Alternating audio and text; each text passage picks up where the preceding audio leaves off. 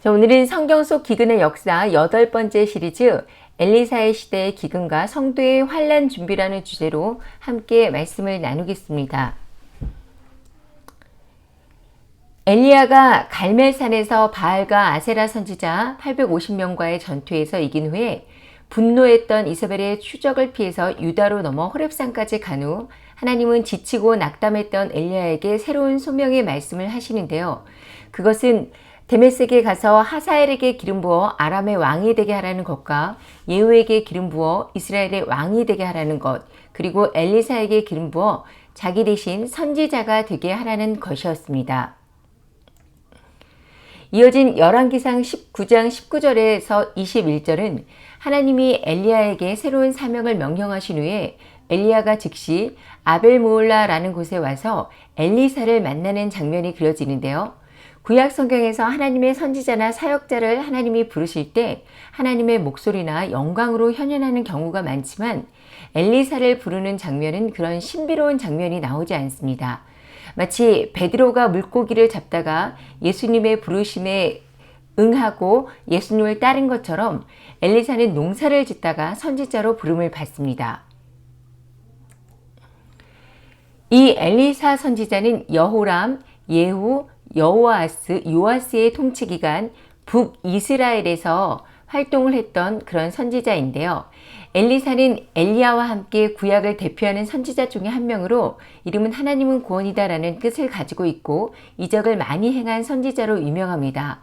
나아만 장군의 문둥병치로 또 소금에 물을 부어서 소금으로 이렇게 물에 부어서 물의 근원을 고쳤고요.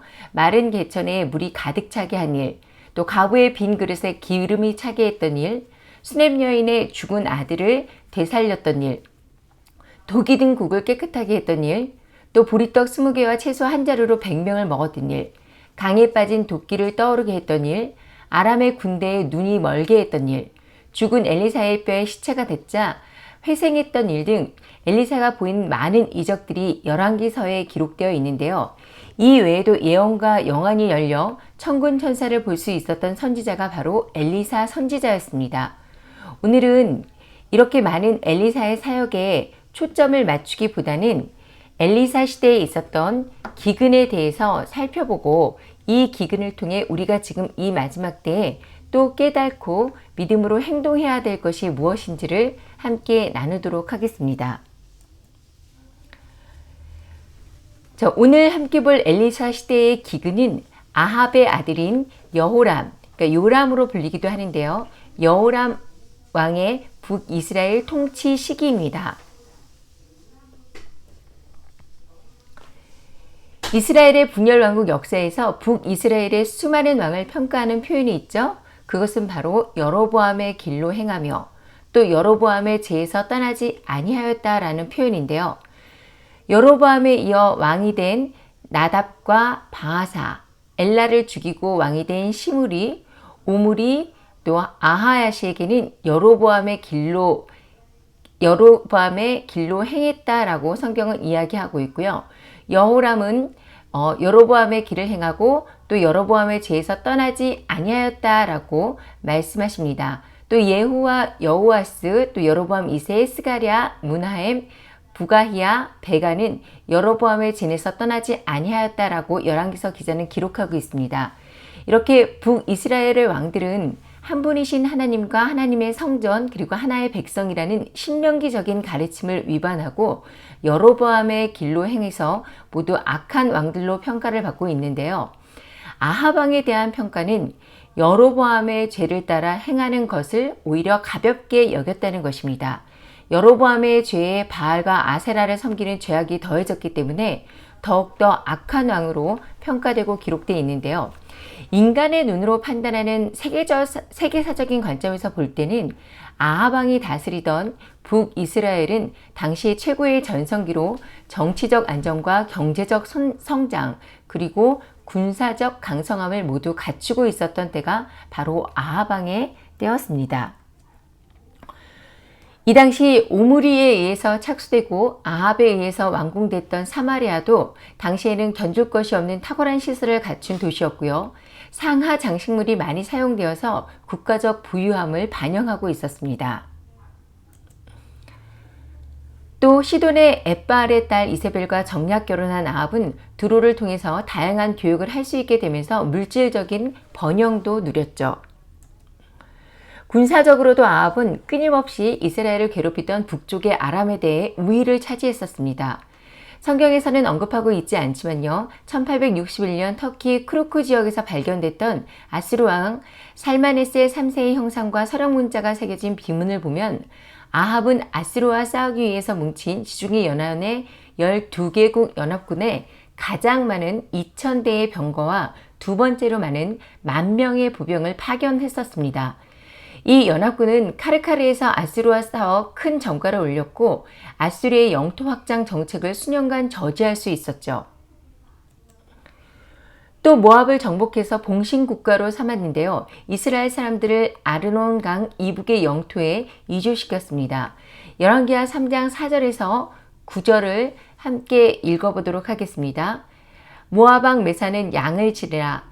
새끼양 10만 마리의 털과 수양 10만 마리의 털을 이스라엘 왕에게 바치니 아합이 죽은 후에 모압 왕이 이스라엘 왕을 배반한지라.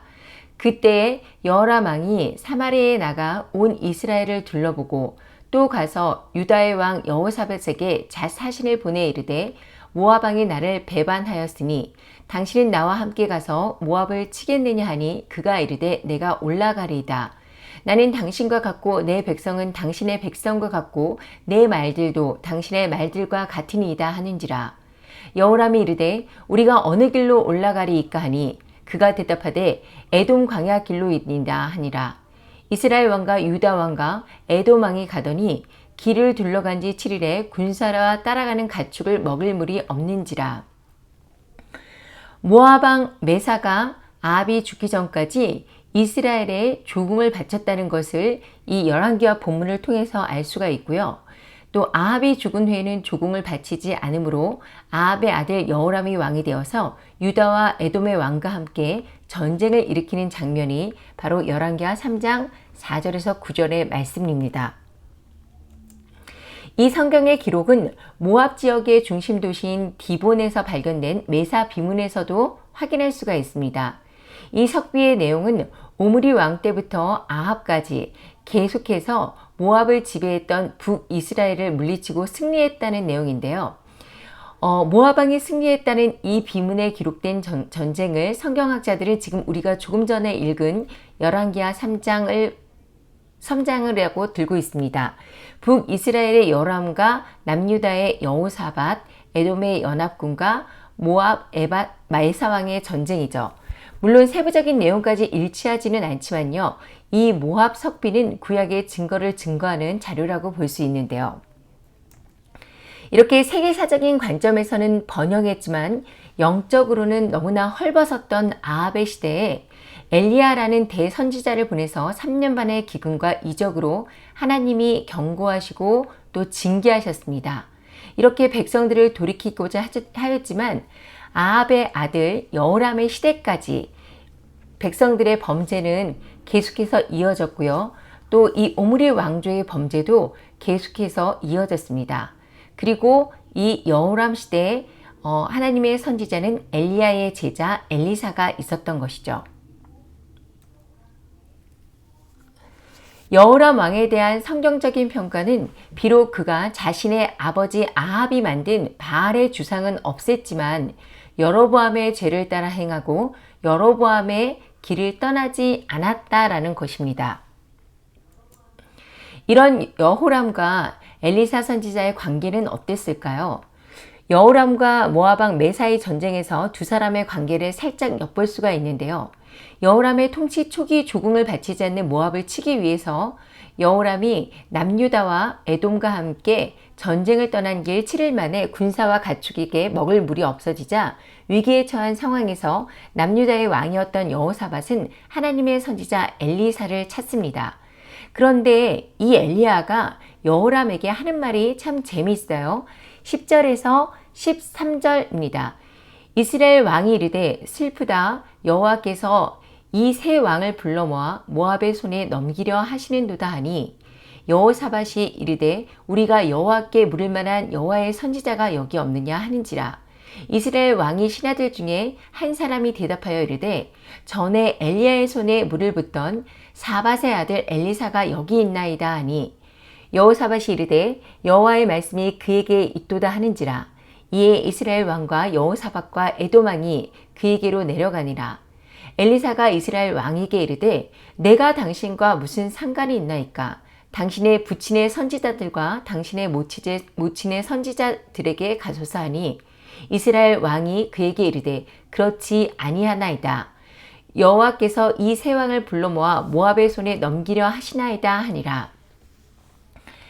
엘리사는 분명히 북이스라엘의 선지자인데 여호람은 전쟁을 위해서 하나님께 구하지도 않았고요. 엘리사는 이런 왕에게 자신이 무슨 상관이 있냐고 지금 묻고 있습니다. 이 말은 뒤에 이어진 당신의 부친의 선지자들과 당신의 모친의 선지자들에게 가라는 말과 연결해 보면 왜 지금 하나님을 찾습니까? 하나님을 여호람 당신이 알고는 있습니까? 당신 아버지 아합이 선지자 바알을 믿었죠? 또 모친 이세벨이 섬기는 아세라 선지자가 있지 않습니까? 가서 바알과 아세라에게 물으십시오 라는 겁니다. 엘리사의 이 말 속에는 자신의 스승인 엘리야와 하나님의 선지자들을 핍박하고 죽이려 했던 아합과 이세벨에 대한 원망과 꾸짖음이 들어있음을 볼 수가 있고요.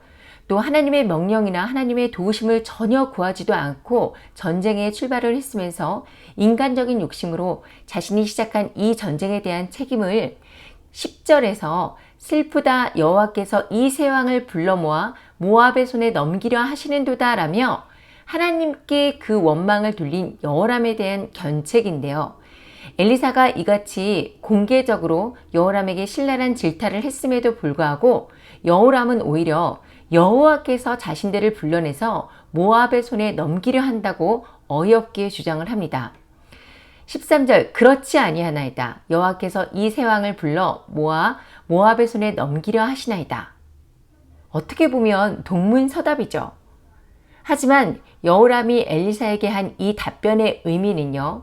모압의 배반을 징벌하기 위해서 연합군을 결성한 것은 여호람 자신이 했지만 그 가는 길은 내가 아니라 남유다의 왕 여호사밧이 결정했기 때문에 여정 도중에 일어난 모든 일, 그러니까 군사뿐 아니라 가축조차도 먹을 물이 없어 전쟁하기 전에 기력이 모두 떨어져 죽게 된 이 상황은 여호사밧이 신뢰하는 여호와가 자신들을 모압의 손에 넘기려 하는 것이기 때문이다 라는 이런 주장입니다. 이런 뻔뻔한 주장에 대해서 엘리사 선지자는 너무나 기가 막혀 하면서 여호람을 야단쳤던 것인데요. 자, 여호람은 이렇게 순전히 자신의 어리석음 때문에 생긴 이 재난에 대한 비난을 하나님께 돌렸습니다. 이런 여호람의 대꾸에 엘리사는 울분이 끓어오르지만 하나님 보시기에는 정직히 행했던 왕이었던 여호사밧을 위해서 하나님께 구하고 그간 여호사밧이 하나님께 향한 선한 일들을 하나님께서 기억하시고 이 모압과의 전쟁을 승리로 이끄십니다. 여호람은 이 전쟁 이후에 조금이나마 하나님을 두려워하는 마음이 생겨서 부모가 만들었던 바알의 주상을 없앴지만요. 완전하게 여호와 신앙으로 돌이켰던 것은 아니었습니다. 여전히 혼합신앙을 완전히 벗어나지 못하고 있었고 이 오므리 왕조에 대한 심판으로 결국 여호람 시대 엘리야 때보다도 2배가 길었던 7년이란 기간에 대기근이 있었는데요. 7년 기근에 대한 엘리사의 예언에 대한 기록은 열왕기하 8장 1절에 있습니다. 엘리사가 수렙 여인에게 이스라엘의 기근이 7년 동안 있을 것을 예언하면서 가족과 다른 곳으로 이 수렙 여인에게 기근을 피하라고 권면하고 있는데요. 이 7년 기근은 문맥상 열왕기상 4장 8절에서 37절에 기록된 수렙 여인과 죽은 그 아들을 엘리사가 다시 살린 사건이 있고 얼마 후에 일어났다라고 성경학자들은 보고 있지만 정확히 언제 있었는지는 성경에 기록되어 있지 않습니다. 수렙 여인은 하나님을 믿으면서 하나님의 선지자를 선대함으로써 기적 같은 아들을 얻었습니다. 그리고 그런 소중한 아들의 죽음을 통해서 드러냈던 수렙 여인의 믿음과 그 후에 가졌던 믿음의 그 하나님의 경고에 순종하며 즉시 행동으로 옮기는 이 수넴 여인의 믿음의 태도는 결국 자신을 이스라엘의 기근, 큰 환난으로부터 피하게 했을 뿐 아니라 그 가족을 기근의 심판에서로부터 피하게 합니다. 엘리사가 수넴 여인에게 예언한 기근이 얼마나 심했는지는 열왕기하 4장을 통해서 살펴볼 수가 있는데요. 수넴 여인이 아이를 살린 이야기 바로 후에 이어지는 4장 38절에서는 엘리사가 다시 길갈에 오니 그때 그 땅에 흉년이 들었다라고 이야기하고 있습니다.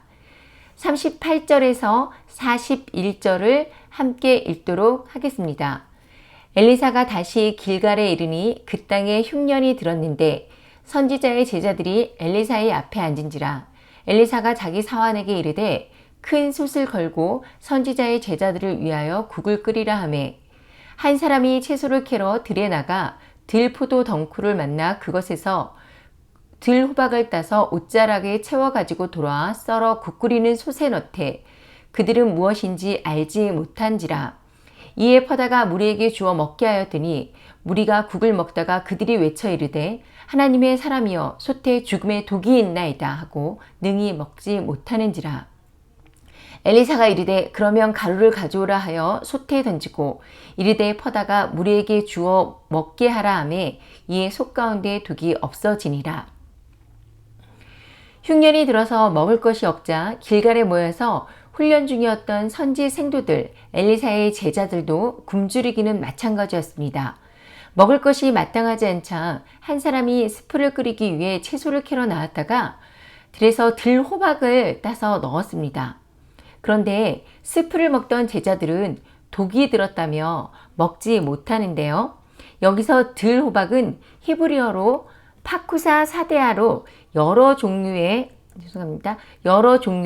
형태를 갖고 있지만 대략 수박 넝쿨 같고 열매도 수박 모양 또는 박 모양하고 비슷한 색과 그런 모양을 가지고 있습니다. 그런데 열매가 아주 작고요. 맛이 아주 센 식물입니다. 영어로는 콜로신티다스, 우리나라 성경에는 들호박 또는 들외로 번역되기도 하는데요. 이 파쿠아 사대는 성경에 언급된 120여 개의 식물 중에서 가장 독한 식물이라고 해요. 이 들호박의 영어명인 콜로신스를 찾아보면 의학 용어로 아주 강한 주의를 요구하는 성분이고요. 아주 소량의 콜로신스를 복용만 해도 위와 장의 내벽에 심각한 자극을 해서 혈성 설타, 또 신장의 손상, 혈뇨, 배뇨, 이렇게 배뇨불능을 유발할 수 있다고 경고되어 있습니다. 심지어 심하면 경련과 마비, 사망에 이른다고 경고하는데요. 본문에서 죽음의 독이라고 외친 상황이 머릿속에 좀 그려지시나요? 어쨌든 국을 끓이기 위해서 한 사람이 채소를 구하러 갔다가 이 들호박 넝쿨의 열매를 따가지고 왔다는 것은 당시 흉년이 얼마나 심각해서 먹을 것이 없었는지를 보여주고 있는데요. 엘리사는 가루를 솥에 던져 독이 있는 음식을 먹을 수 있는 음식으로 바꾸는 이적을 행했습니다. 물론 가루 자체에 독을 제거하는 성분이 있었던 것은 아니고요. 가루라는 매개체를 통해서 하나님의 능력과 권능을 나타낸 것이죠. 환난의 때에 하나님께서 자기 백성을 돌보신다는 예시임과 동시에 하나님이 이 세상의 갖가지 죄와 죽음의 독성을 해독시키는 분임을 이 사건을 통해서 드러내고 있습니다. 그리고 이어서 기근이 한창이던 때 선지자 성도를 위해 한 사람이 가져온 보리떡 20개와 채소 한 자루로 100명을 먹인 이적이 나타났는데요. 여기서 1절 처음에 해당하는 처음이라는 단어에 해당하는 히브리어 바크르는 곡물의 첫 열매, 그러니까 처음 익은 열매를 뜻하는 단어로 하나님께 바쳤던 첫 열매를 나타낼 때 사용되어지는 히브리 단어입니다. 레위기 23장 10절을 보면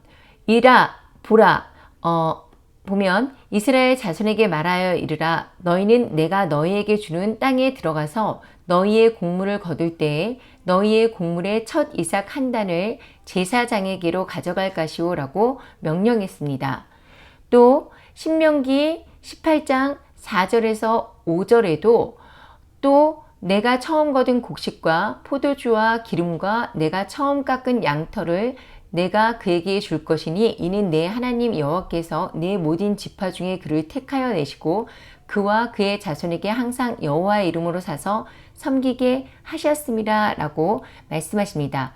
역시 레위기 18장 12절 아래에도 그 여호와께 드리는 첫 소산, 제일 좋은 기름과 제일 좋은 포도주와 제일 좋은 곡식을 제사장에게 가져다 주어서 제사장들이 그것을 먹고 하나님의 일을 섬기도록 하라고 이렇게 말씀하십니다.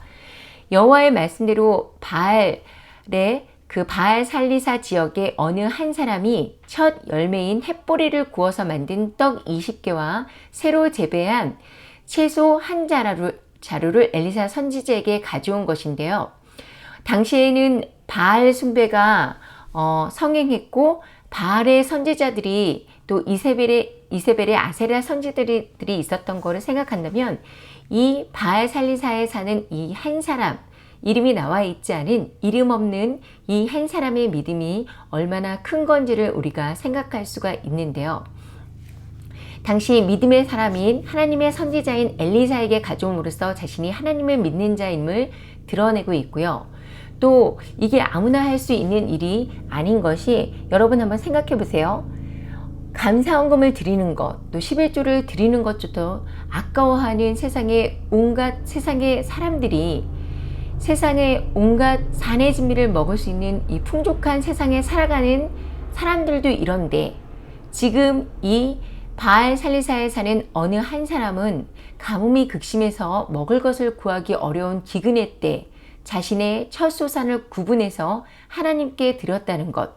이게 정말 쉬운 일이었을까요? 이 한 사람이 율법을 따르고 지키는 그 믿음의 행동은 어떤 상황에서도 자신의 삶을 온전하게 드리는 믿음의 행동이었고요. 여호와 하나님이 죽으면 죽으리라는 결단의 행동이었습니다.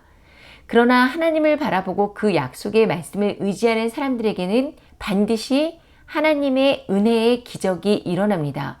잠언 3장 9절에서 10절의 잠언 9절은 내 재물과 내 소산물의 처음 익은 열매로 여호와를 공경하라. 그리하면 내 창고가 가득히 넘치고 내 집틀에 새 포도즙을 넘치리라고 말씀하십니다. 이것에 엘리사는 사환에게 무리에게 먹이라 하니 사환은 이것을 100명에게 어떻게 주냐고 반문하는데요. 보리떡 한 개를 성인 1인분으로 볼 때 이 음식은 20명 정도 먹을 수 있는 양이죠. 엘리사가 자신의 생도수가 몇 명인지 알지 못해서 이런 무리한 말을 자기 사환에게 했을까요? 엘리사는 하나님이 베푸시는 기적과 약속을 믿고 바라본 것이었습니다. 하나님의 말씀대로 100명이 먹고도 남는 이적이 일어났죠. 이것은 예수님이 행한 오병이어의 기적의 예표였는데요. 저와 여러분도 마지막 이 기근의 때에 최선을 다해서 준비하되 하나님의 백성들에게 만나와 메추라기로 또 그리시나가에서 까마귀를 통해서 사르밧 과부를 통해서 때마다 공급하셨던 베푸시고 은혜를 주시는 그 여호와 하나님을 체험하는 그 믿음을 가지시길 예수님의 이름으로 축복합니다. 엘리사 시대의 기근의 최고점은요, 전쟁으로 인한 고립입니다. 열왕기하 7장 24절에서 26절, 먼저 24절에서 25절을 함께 읽겠습니다. 이후에 아람왕 베나닷이 그의 온 군대를 모아 올라와서 사마리아를 에워싸니 아람 사람이 사마리아를 에워싸므로 성중에 크게 줄여서 나귀머리 하나에 80세겔이요 비둘기똥 4분의 1갑에 5세겔이라 하니 여기에서 이후에라는 것은 아람의 1차 침공 이후를 말하는데요. 여호람 시대에 있었던 아람의 제1차 북이스라엘 침공은 언제 발생했는지는 정확히 알 수 없습니다. 하지만 나아만의 문둥병 치료 사건이 있은 지 수년이 경과한 후일 거라고 이렇게 성경학자들은 예상을 하고 있고요. 아무튼 아람 왕은 치밀한 작전 계획을 세우고 이스라엘을 침공했지만 아람이 작전이 빈번하게 엘리사에게 간파당하면서 실패로 돌아갑니다. 또 아람 왕은 엘리사를 체포하기 위해서 엘리사가 머물고 있던 도단성에 군대를 보내서 성을 포위하지만 엘리사는 하나님께 기도하며 아람 군대들의 눈을 어둡게 한 다음에 그 사람들을 사마리아로 유인해서 사로잡은 뒤 그들을 후하게 대접해서 아람 왕에게 돌려보냈죠. 이때 베나델 1세 아람왕은 이스라엘 정복의 의지를 이스라엘 정복 의지를 꺾게 되었고, 이후에 아람은 한동안 북이스라엘을 침공할 엄두를 내지 못했지만요. 다시 얼마 만의 시기가 지난 후에 상황이 달라지게 되는데요.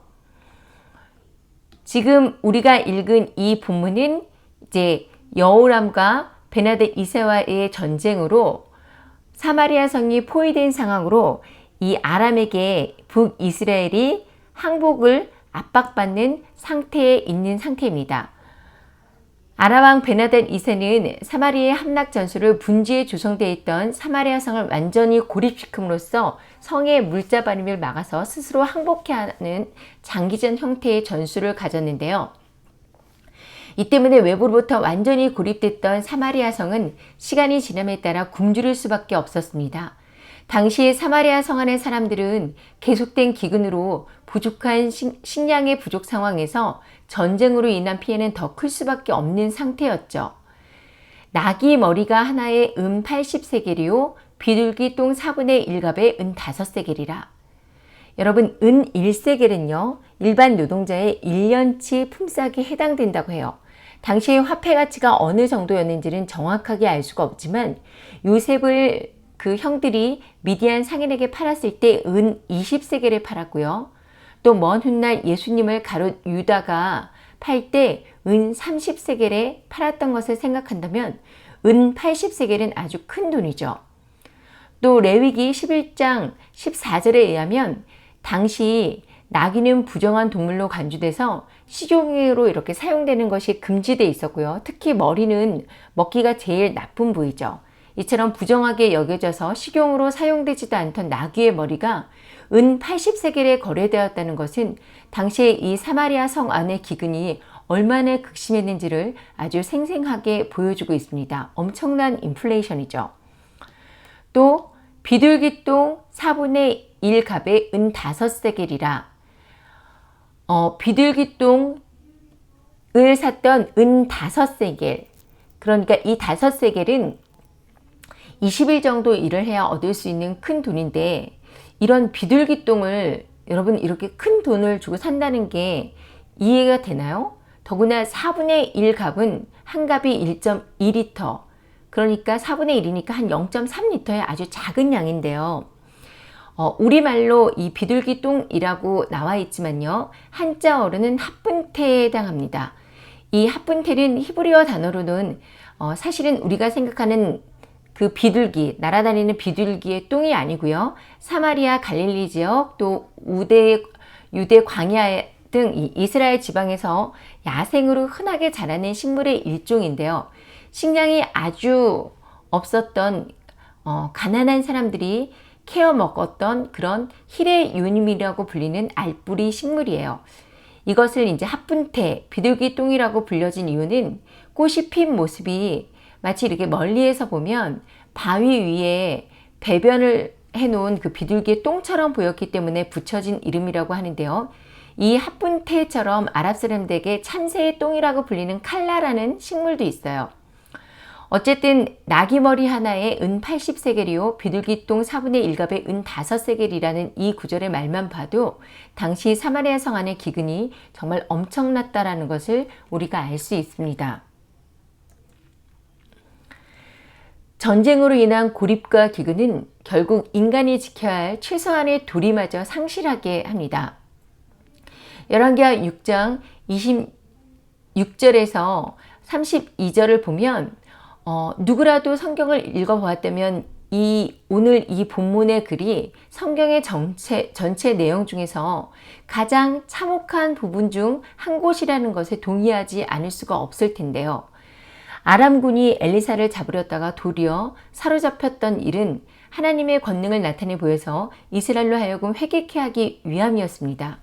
하지만 끝까지 회개하지 않는 이스라엘은 사마리아 성이 도리어 아람군에게 포위되고 굶주린 백성들이 자식까지 잡아먹는 최악의 상황에 이르게 된 것인데요. 레위기 26장 27절에서 29절을 함께 읽겠습니다. 너희가 이와 같이 될지라도 내게 청종하지 아니하고 내가 대항할진대 내가 진노로 너희에게 대항하되 너희의 죄로 말미암아 7배나 더 징벌하리니 너희가 아들의 살을 먹을 것이요 딸의 살을 먹을 것이며. 하나님이 모세를 통해서 만약 이스라엘 백성이 하나님을 떠난다면 바로 이런 공경에 빠지게 될 것이라고, 부모가 자기 자녀의 고기를 먹게 될 것이라고 경고를 했습니다. 이 예언이 지금 두려운 성취를 하고 있는 것이에요. 여러분, 사람인데 어떻게 자기 자신을 먹을 수 있겠냐 이렇게 생각하십니까? 제가 이제 오래전에 Alive라는 영화를 본 적이 있어요. 그 영화가 1972년에 안데스 산맥에 추락한 비행기 승객들의 이야기인데요. 72일 만에 이 추락한 승객들이 구출된 실화를 영화화한 그런 내용입니다. 이 영화가 무엇을 말하느냐? 생존해 있던 사람들의 사랑, 탐욕, 인내, 휴머니즘 잘 보여주고 있죠. 그런데 비행기가 추락하고요. 그 안에 겨우 생존해 있었던 사람들, 생존의 기쁨도 잠시고요. 이 소수의 사람들은 생존의 문제, 당장 먹는 것을 고민하지 않을 수가 없었어요. 그래서 그들은 자신들의 생명을 유지하기 위해서 죽은 사람들의 시체를 먹기 시작합니다. 이게 실화예요. 인간이 굶주리고 생존의 위협을 당하면 이보다 더 심한 일도 하게 돼 있다는 거예요. 실제 전쟁터나 여러분 재난이 생긴 장소를 보세요. 먼저 도시의 약탈이 시작됩니다. 폭력이 난무하고요. 약탈을 위해서 서로 죽이는 살인이 시작되죠. 도시 전체가 카오스의 상태가 되는 것은 인간의 죄성을 그대로 잘 보여주고 있다고 볼 수가 있습니다. 사마리아 성중에 임한 이 큰 굶주림에 대해서 속수무책인 이스라엘 왕이지만 이 여인의 이야기를 듣고 기가 막혀서 자기의 옷을 찢었습니다. 여호람 왕이 성벽 위를 지나갈 때 백성들은 왕이 겉옷 속에 베옷을 입고 있는 것을 보았다라고 되어 있는데요. 참회와 슬픔을 상징하는 굵은 베옷을 겉에 껴입은 게 아니라 속 안에 입고 있습니다. 여러분, 이스라엘 왕이 하나님 앞에 진심으로 참회하는 것처럼 보이시나요? 겉으로 볼 때는 이 여호람 왕이 참회하는 것처럼 보일 수 있어요. 하지만 이 여호람 왕이 다음에 하는 말을 잘 보시면 이 여호람 왕의 행동은 쇼에 불과하다는 것을 금세 알아챌 수가 있습니다. 왕이 저주받을 각오를 하고 작심해서 말하는 것을 잘 보세요. 여호람의 의도는 반드시 사밧의 아들 엘리사를 죽이겠다는 것입니다. 이스라엘의 왕은 엘리사가 사마리아 성 안에 조용히 끌려온 아람 군대를 잘 먹여서 돌려보내라고 하는 바람에 지금 백성들이, 지금 이스라엘이 이런 고통을 당하고 있는 거라고 생각했거든요. 그때 자기 생각대로 다 아람 군대를 죽여버렸다면 이런 일이 발생하지 않았을 거라고 생각합니다. 자기 잘못은 전혀 생각하지 않고요. 오히려 엘리사를 탓하면서 하나님을 원망하며 여호람은 엘리사를 죽이기를 위해 장관들을 보내는데요. 엘리사를 죽이기 위해 온 장관들과 뒤쫓아온 여호람 왕에게 엘리사는 사마리아 상의 식량난이 바로 다음날 회복될 것이라는 하나님의 말씀을 전합니다. 7장 1절입니다. 내일 이맘때 사마리아 성문에서 고운 가루 한 스아에 한 세겔하고 보리 두 스아에 한 세겔을 하리라 하셨느니라. 이 식량난이 해소될 것이다 라는 엄청난 예언. 당시 이 예언을 들은 사람들이 믿기지 않았겠죠. 지금 성이 고립돼서 자기 자식마저 잡아먹는 상황에 하루만 지나면 상황이 완전히 바뀌어서 곡식들이 평소와 같은 정상 가격으로 유통될 것이라는 이 엘리사의 예언은 정말 인간의 생각으로는 믿기 어려운 말이었을 것입니다. 이게 현실적으로 가능하다고 생각하는 사람이 과연 몇 명이나 있었을까요? 인간의 상식으로는 불가능이죠. 하지만 이것은요, 엘리사의 말이 아니었습니다. 엘리사는 분명하게 1절에서 여호와의 말씀을 들을지어다 라고 이렇게 말합니다. 이런 엘리사의 대언에 왕이 보낸 한 장관은 너무 황당하고 말도 안 되는 말이라면서 여호와께서 하늘에 창을 내신들 어찌 이러는 일이 있으리오라고 말합니다. 이것은 하나님의 말씀과 능력을 무시하는 말이었고요. 선지자 엘리사를 조롱하는 말이었습니다. 그러자 엘리사는 내가 내 눈으로 보리라. 그러나 그것을 먹지는 못하리라고 말하며 그 일이 이루어지는 것을 보게 될 것이나 이 조롱한 장관은 그 풍성한 양식을 먹지 못하고 죽을 것이라고 예언하는데요. 이 일도 그대로 이루어집니다. 하나님이 기적으로 사마리아 성을 포기하고 있는 아람 군대로 하여금 병과 말소리를 듣게 합니다. 그들은 그 소리를 듣고 햇사람의 왕과 애굽사람의 왕이 군대를 이끌고 이 북이스라엘을 지원하러 온 줄 알고 자신들의 생명을 지키기 위해 걸음아 나살려라 하고 다급하게 도망을 하게 됐죠. 그래서 그들이 버리고 간 도구와 식량들로 인해서 사마리아 성의 식량난이 해소가 되게 됩니다. 이런 측면으로 볼 때 오늘 엘리사 시대의 기근에 대한 사건에서 우리는 하나님의 말씀이 선포될 때 그 말씀을 경외하며 순종하는 자와 말씀을 가볍게 여기고 순종하지 않은 자의 너무나 다른 결과를 볼 수가 있는데요. 히브리서 11장 믿음으로 노아는 아직 보이지 않은 일에 경고하심을 받아 경외함으로 방주를 준비하여 그 가족을 구원하였으니 이로 말미암아 세상을 정죄하고 의의 상속자가 되었다라는 히브리 기자의 말처럼 하나님의 말씀에 경외함을 가지고 믿음의 행동을 했던 수넴 여인은 이 엘리사 선지자, 하나님의 선지자의 말을 결코 가볍게 여기지 않고 경외함으로 순종해서 기근을 피해 블레셋에서 거함으로 자신뿐만 아니라 가족을 살렸습니다.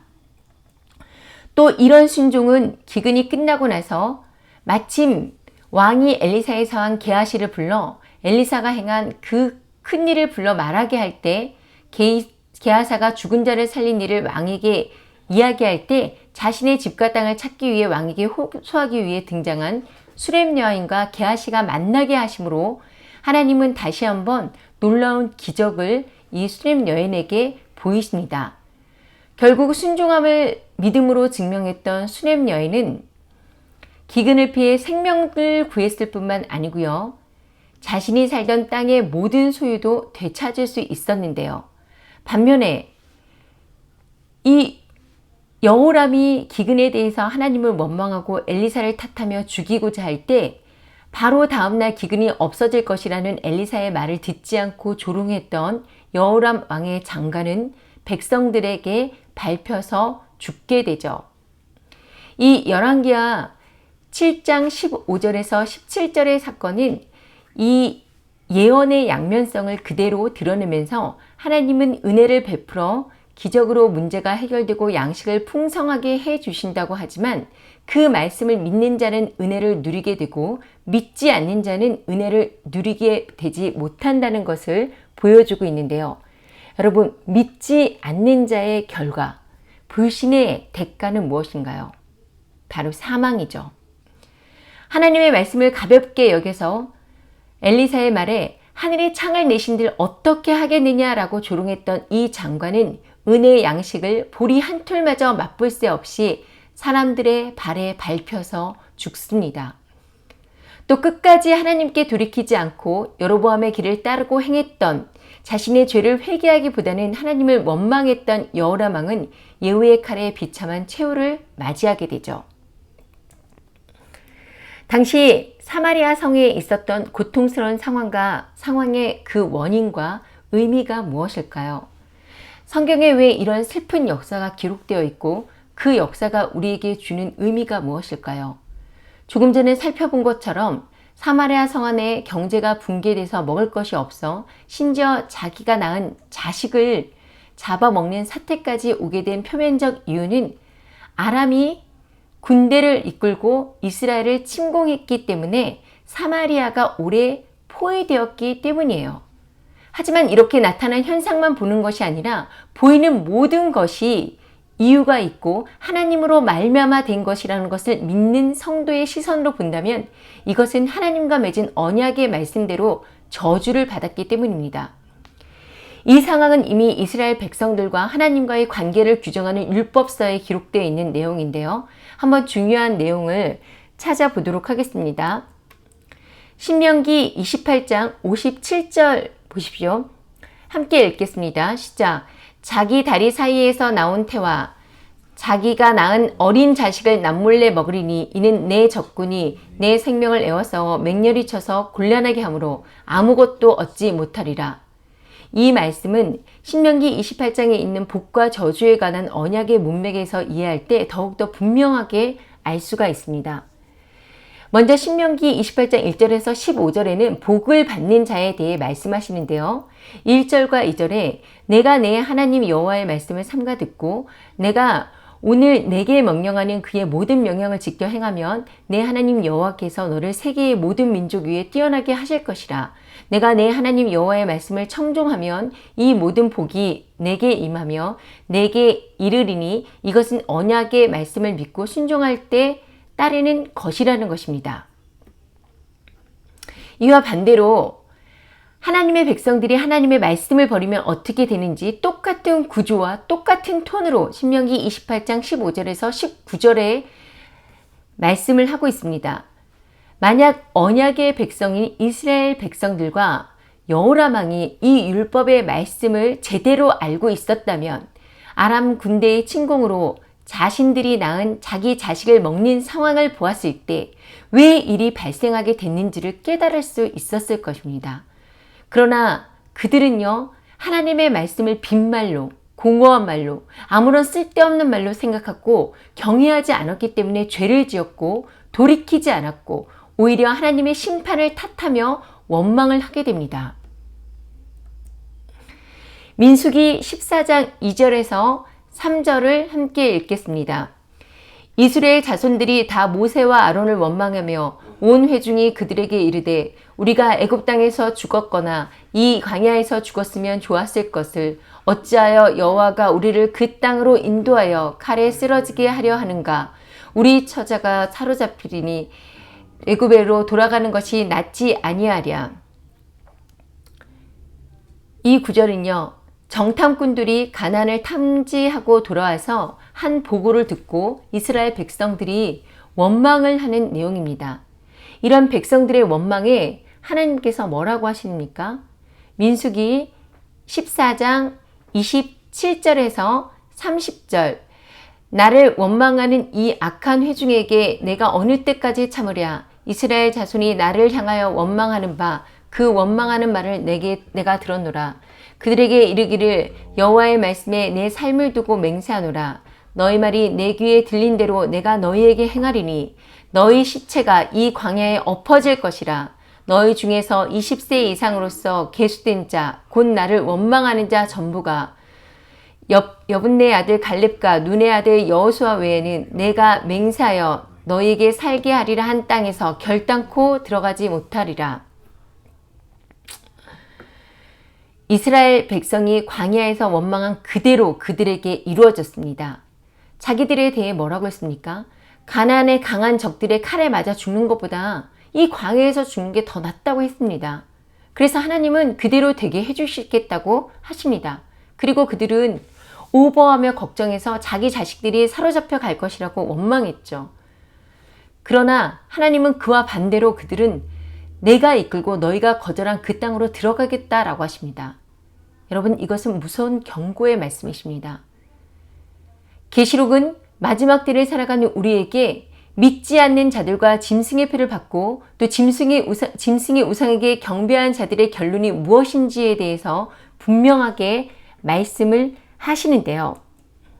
계시록 16장 2절과 8절에서 11절을 함께 읽겠습니다.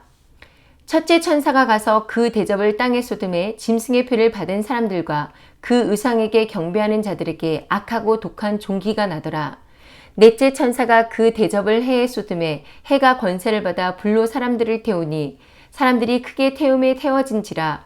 이 재앙들을 행하는 권세를 가지신 하나님의 이방을 비방하며 또 회개하지 아니하고 주께 영광을 돌리지 아니하더라.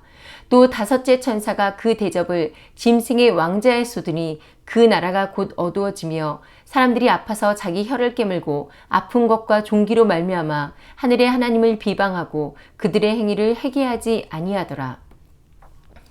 하나님의 경고에도 불구하고 환난을 두려워해서 이 땅에서의 안위와 썩어질 육신의 삶을 생각하면서 짐승의 표를 받은 사람들과 짐승의 우상에게 경배한 사람들에게 대접 재앙이 부어질 때 이들에게 악하고 독한 종기가 난다고 되어 있는데요.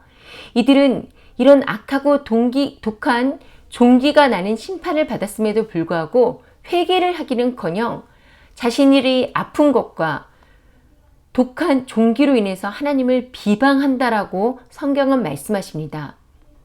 회개하지 않아요. 회개하지 않고 원망뿐인 이들은 영원한 불못이라는 심판의 결과가 주어집니다. 오늘 엘리사 시대에 있었던 사마리아 성의 전쟁으로 인한 고립으로 인한 기근은 마지막 때에 일어날 일들을 미리 보여주고 있습니다. 요한계시록 6장에 기록된 인지향에 등장하는 미혹과 전쟁과 기근과 전염병은 신약 시대에 계속해서 있어 왔지만요. 우리는 결코 이 말씀을 예수님이 말씀하신 마지막 때의 징조와 비교해서 결코 가볍게 볼 수 없는 시대에 살고 있죠. 최근 우크라이나와 러시아의 전쟁은 나토와 러시아 또 중국과의 대결 양상으로 3차 대전의 시작이 아니냐라는 우려를 안 할 수가 없는 상태고요. 최근에는 계속해서 핵 사용에 대한 경고와 다른 지역의 전쟁 발발 예측도 간과할 수 없는 것이 지금 세계의 정세입니다. 세계적으로 코로나 봉쇄는 서서히 풀려가고 있지만요. 이미 글로벌 리스트 중 하나로 코로나 사태에 대해서 예언했던 빌 게이츠는 곧 더 전염병이 강하고 더 치명적인 팬데믹이 있을 거라고 말했습니다. 미국의 질병통제예방센터 파우치 소장도 미국이 코로나 대유행에서 벗어났다면서도 올 가을 재확산이 있을 것이라는 이야기를 했죠. 또 중국은 한 달째 코로나 변이의 확산으로 도시들을 전체 봉쇄하고 있어서 사람들은 생필품을 공급받는 데 어려움을 겪고 있는데요. 마치 사마리아 성과 같은 그런 고립이죠. 어제는 이 상하이의 주재원으로 나가 있는 한국인 남성이 숨진 채 발견되어 있습니다. 물론 아직 사인은 밝혀지지 않았다고 하지만요. 길어지는 봉쇄 상황에서 먹을 것이 없어서 힘들어하는 중국의 많은 사람들의 모습에서 또 지금 전쟁으로 지하 방공호나 곳곳에서 숨어서 추위와 배고픔에 떨고 있는 우크라이나 사람들의 모습에서 오늘 우리가 함께 나눈 엘리사 시대의 사마리아 상의 모습과 흡사함을 깨달아야 한다는 것입니다. 유엔에 따르면 이번 전쟁이 세계 식량 시장에 미치는 여파로 760만 명에서 1310만 명이 추가로 기아에 내몰릴 수 있다고 경고를 했고요. 이미 곡물뿐만 아니라 석유와 원자재, 모든 생필품까지 2배 이상 가격이 폭등한 상태입니다. 계속해서 인플레이션이 멈추지를 않고 있어요. 세계은행은 세계적인 이 하이퍼 인플레이션과 주식 붕괴까지도 올 수 있다라고 지금 경고를 하고 있는데요. 이미 우리 교회뿐만이 아니라 깨어서 기도하며 시대를 분별하고자 했던 목회자들, 작년부터 이런 상황을 예측하고 마지막 때 환련을 준비해야 된다고 여러 번 예배 시간 경고하고 권면했습니다. 여러분, 마지막 때 하나님의 말씀과 경고를 가볍게 여기는 사람은 하나님의 은혜를 얻을 수가 없어요. 엘리사의 기근 예언에 따라서 블레셋으로 피해서 생명을 구했던 수넴 여인, 여러분 꼭 기억하시기 바랍니다. 하지만 지금 세상의 현상으로 보여주시는 하나님의 메시지를 설마 하면서 여러분 이 환난의 준비를 우습게 여기거나 소홀히 한다면 먹고 살기 힘들어서 내 자식과 부모를 지키기 위해서 짐승의 표를 받는 사람들이 후에는 심한 종기에 고통스러워하면서도 하나님을 원망하는 것 같이 너무나 어리석은 사람이 될 것입니다. 물론 마지막 때를 준비하는 것 중에 가장 먼저 해야 할 것은 하나님을 아는 것이고 경건한 예수님을 따라가는 삶을 살아가는 것입니다. 하지만 이와 동시에 지금 우리가 이 계시록의 시대에 살고 있다라는 것을 여러분이 믿는다면 우리는 앞으로 더 커질 기근과 전쟁과 재난의 때를 대비해야만 합니다. 어떤 사람들은 그때가 오면 하나님이 다 공급하셔 이렇게 말하면서 오히려 생존을 위해 준비하는 것을 어리석은 자라고 말합니다. 하지만 마태복음 10장 23절에 예수님은 마지막 때 끝까지 견디는 자가 구원을 얻을 것이라 라고 말씀하시면서 이 동네에서 너희를 박해하거든 저 동네로 피하라고 말씀하십니다. 물론 하나님은 우리의 필요를 채우십니다. 하지만 지금 깨어있는 자들에게 미리 환난을 준비하게 하시는 것도 하나님이 하나님의 백성에게 필요를 채우시는 방법 중 하나가 될 수 있다는 것을 간과해서는 안 된다라는 것이죠. 물론 미국의 텍사스처럼 갑작스러운 기후재앙이나 지진 또 전쟁이 있다면 전기와 물이 끊기기 때문에 이것에 대한 대비가 따로 필요합니다. 그러나 지금 상하이처럼 전염병으로 인한 봉쇄가 세계 곳곳에 앞으로 있을 팬데믹에 발생한다면 전기 사용은 가능할 수도 있다라는 가정하에 가능하면 작은 냉동고를 준비해서 미리 얼려서 보관해 먹을 수 있는 시금치나 버섯 이런 야채를 정리해 보관하는 것도 유용할 것이고요. 간장이나 고추장 또 소금 같은 이런 장류를 보관하는 것도 필수입니다. 저도 이미 3개 정도씩 이렇게 여분의 것을 준비하고 있는데요. 최소한 3개월에서 6개월치의 식량을 이렇게 보관하는 것이 좋고요. 그리고 왜 이런 것을 우리가 준비하냐? 결국은 지금 이번 그 팬데믹 상황에서도 어떤 백신을 맞지 않으면 어떤 장소에 가는 것이 통제되고 또 학교에 가는 것도 막아지고 이런 것처럼 앞으로는 매매도 상점에 가는 것조차도 불가능해질 수 있다는 것입니다. 그렇기 때문에 기후재앙이나 어떤 더 큰 팬데믹이 온다면 상하이 같은 도시 봉쇄가 이루어질 것이고 이런 도시 봉쇄가 이루어질 때 감시 시스템 쪽에서 그 정부의 요구를 듣지 않으려면 우리가 미리 준비해 놓고 있어야 된다는 것이죠. 또 이렇게 어떤 음식물을 보관하거나 어떤 물건들을 보관할 때 우리가 계속해서 그것을 구입한 것을 그대로 방치하는 것이라 미리 구입한 것에 날짜를 적어서 먼저 구입한 것을 소비하면서 다시 보충한다면 우리가 지혜롭게 이것들을 잘 사용할 수 있고요. 그리고 또 역시 화재와 독가스에 대한 그런 대비도 하는 것이 현명합니다. 또 이렇게 집에서 있을 상황만을 대비하는 것이 아니라 우리가 급하게 우리의 삶의 터전을 떠나야 할 때가 올 수도 있습니다. 예수님이 말씀하셨죠. 그들이 핍박할 때 너희가 그 도시와 도시를 옮기게 될 것이라고. 이때 우리가 모든 집에 있는 물건을 그제서야 챙겨서 갈 수가 없죠. 어떤 급한 우리의 생존에 필요한 준비물들을 시간 타임별로 이렇게 준비해서 보관한다면 좀 더 지혜로운 준비가 되지 않을까 이렇게 생각이 들고요.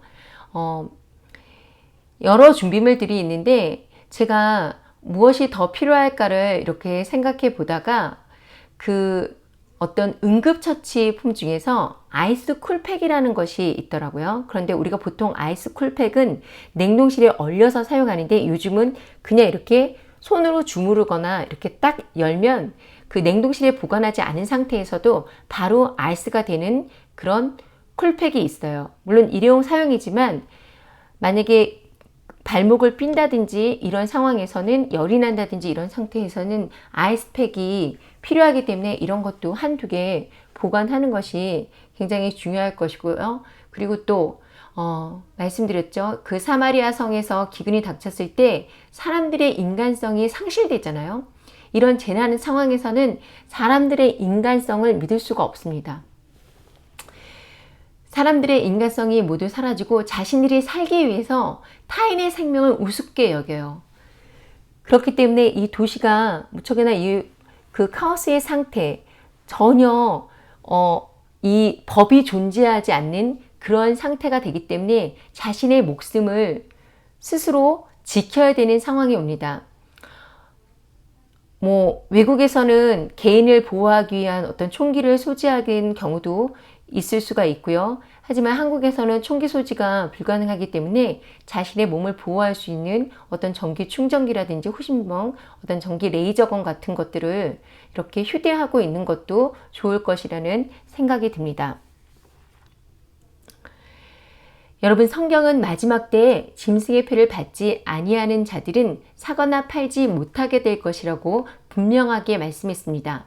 실제 코로나 백신은 직장을 잃게 함으로써 매매의 수단의 그 수입을 막기도 했는데요. 앞으로 더욱더 강력한 방법으로 짐승의 표를 받은 자들만 먹고 사는 문제가 해결될 수 있도록 이 짐승의 시스템은 완성되어질 것이고, 짐승의 표를 받지 않고 버텼던 수많은 사람들이 결국은 역시 먹고 사는 문제 때문에 이 짐승의 표를 받게 되는 상황에 직면할 것입니다. 예수님은 말씀을 통해서 하나님의 백성이 환난을 어떻게 준비해야 할지 힌트를 주셨습니다. 이 말씀 속에 힌트가 있어요.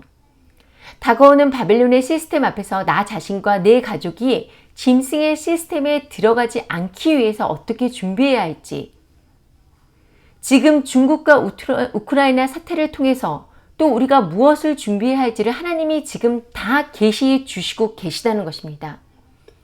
짐승의 시스템과 재난을 견딜 수 있는 최소한의 실질적 준비가 믿음의 행동인 줄 믿습니다. 여러분, 하나님의 심판 기간 속에 하나님은 믿음의 인내를 강조하십니다. 마태복음 24장과 마가복음 13장을 보면 이런 말씀이 있습니다. 그러나 끝까지 견디는 자는 구원을 얻으리라. 또 요한계시록 13장과 14장을 보면 성도들의 인내와 믿음이 여기 있느니라. 성도들의 인내가 여기 있나니 그들은 하나님의 계명과 예수에 대한 믿음을 지키는 자니라 라고 말씀하십니다.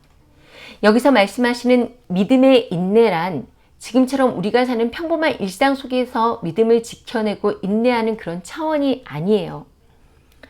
이런 상황에 대해서 사복음서에는 너희가 임금들과 세상 집권자들 앞에 끌려간다라고 말씀하시고, 계시록은 사로잡힐 자는 사로잡혀 가고 칼에 죽을 자는 마땅히 칼에 죽을 것이라고 말씀하십니다.